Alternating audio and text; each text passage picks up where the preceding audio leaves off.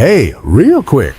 Gold just hit an all-time high, and every financial channel out there is celebrating, telling you it's a great time to own gold, telling you prices are going higher, telling you this is the moment. But nobody is asking the more important question. Why is gold rising in the first place? Because here's the thing about gold that Wall Street does not want to talk about openly. Gold does not rise when things are going well. Gold rises when something is wrong. Gold rises when the people who understand money the most are scared of something the rest of us have not seen yet. So today, we are not going to talk about gold as an investment. We are going to talk about gold as a signal, a warning light on the dashboard of the global economy. And what that warning light is telling us right now is something every person on earth needs to understand. To understand why rising gold is a warning, you first need to understand what gold actually measures. Think of gold as a thermometer, but instead of measuring temperature, it measures fear. Specifically, it measures how much fear exists in the global financial system at any given moment. When economies are healthy, when governments are trusted, when currencies are stable, when the future feels predictable, gold does nothing. It sits there, boring, flat, ignored. But when trust breaks down, when inflation eats into savings, when governments overextend, when the financial system starts showing cracks, money moves to gold. Not because gold does anything, but because gold cannot be destroyed by the things that are causing the fear. So when you see gold rising, really rising, breaking records, moving with conviction, the question to ask is never how high will it go. The question is, what is it running from? Let us look at history, because gold has been this warning light before, multiple times, and every single time the signal was accurate. 1971, gold starts rising sharply. Why? Because Nixon had just ended the gold standard, severing the dollar's connection to physical gold. The financial system fundamentally changed overnight. Gold knew before most people did. The late 1970s, gold goes from $100 to $800 in under a decade. Why? Inflation was destroying the purchasing power of every major currency. Oil shocks, economic stagnation, the dollar in crisis. Gold was screaming the entire time. 2008, gold starts rising as the financial system collapses, banks failing, mortgages worthless. The entire architecture of modern finance cracking under the weight of debt it could not support. Gold saw it coming months before the headlines did. 2020, gold hits all-time highs as the world shuts down and governments print trillions to keep economies alive. The signal was clear. This level of money creation has consequences. And now, 2024. Gold is breaking records again, hitting prices it has never touched in human history. So the question that should be keeping you up at night is a simple one. What is it seeing this time? There are four things gold is reacting to right now, and each one is more serious than the last. The first is global debt at levels never seen in peacetime. The total global debt, governments, corporations, households, has now crossed $300 trillion. That is not a typo. $300 trillion. The entire global economy produces roughly $100 trillion of goods and services every year, which means the world owes 3 times what it produces annually. Now here is the uncomfortable question.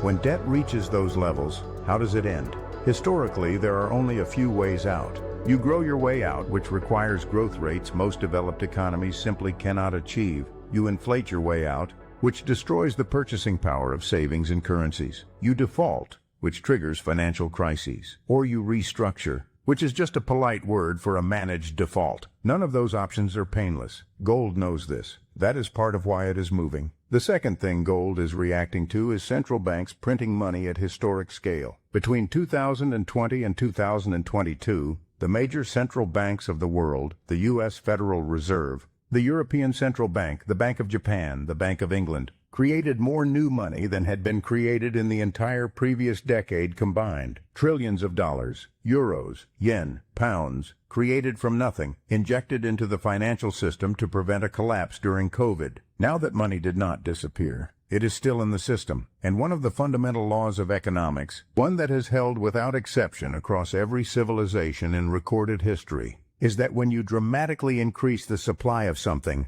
its value goes down. When you print more money, each unit of money buys less. That is inflation.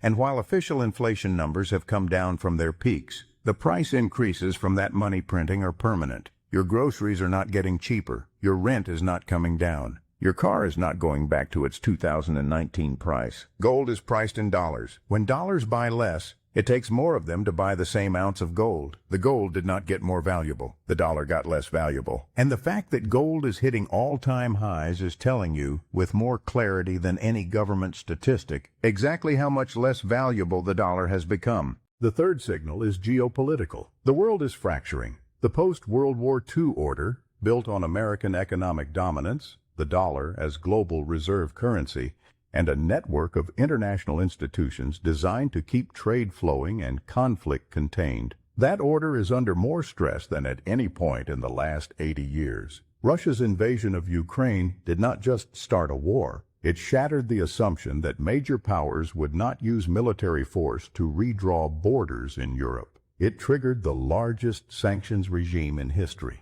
And it demonstrated to every government on Earth that the dollar-based financial system can be weaponized against them. Tensions between the United States and China over Taiwan are at levels not seen since the Cold War. The Middle East is in open conflict. Supply chains that the global economy spent 30 years optimizing are being rerouted, reshored, or broken entirely.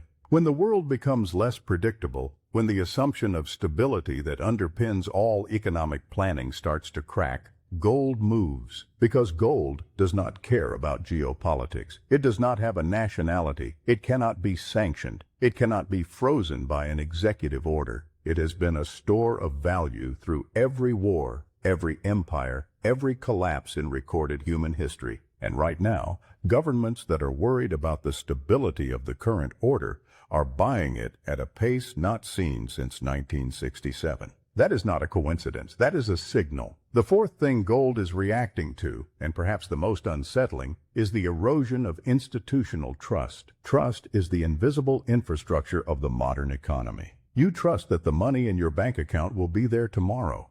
You trust that the government's inflation numbers reflect reality. You trust that the financial system is not being quietly manipulated in ways that disadvantage ordinary people. That trust has been tested repeatedly, visibly. The 2008 financial crisis showed that the largest banks in the world had been packaging worthless mortgages as safe investments and selling them to pension funds, to retirees, to ordinary savers, while betting against them internally. The COVID money printing showed that the line between monetary policy and political pressure is thinner than most people assumed. The weaponization of the dollar, the freezing of Russia's reserves, showed that the rules of the global financial system can be rewritten overnight when political circumstances require it. Each of these events chipped away at the foundational trust that the modern financial system requires to function. So what does all of this actually mean? Not as an investment question, as a citizen of the global economy question. It means the warning light is on, and warning lights exist for a reason. It means the global financial system is carrying more stress, more debt, more distrust, more geopolitical fracture,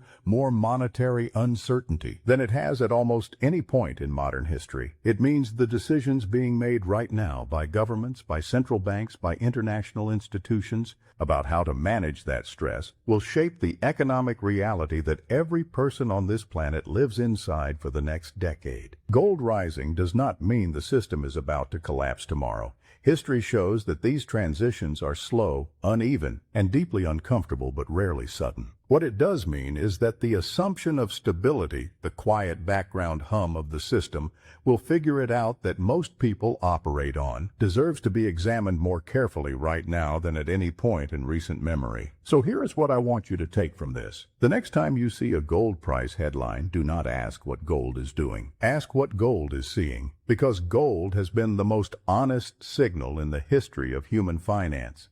It does not have a political agenda. It does not have a quarterly earnings report. It does not need to manage your expectations. It just reflects reality. And right now, the reality it is reflecting is one that deserves your full attention. Not panic, not fear. Attention.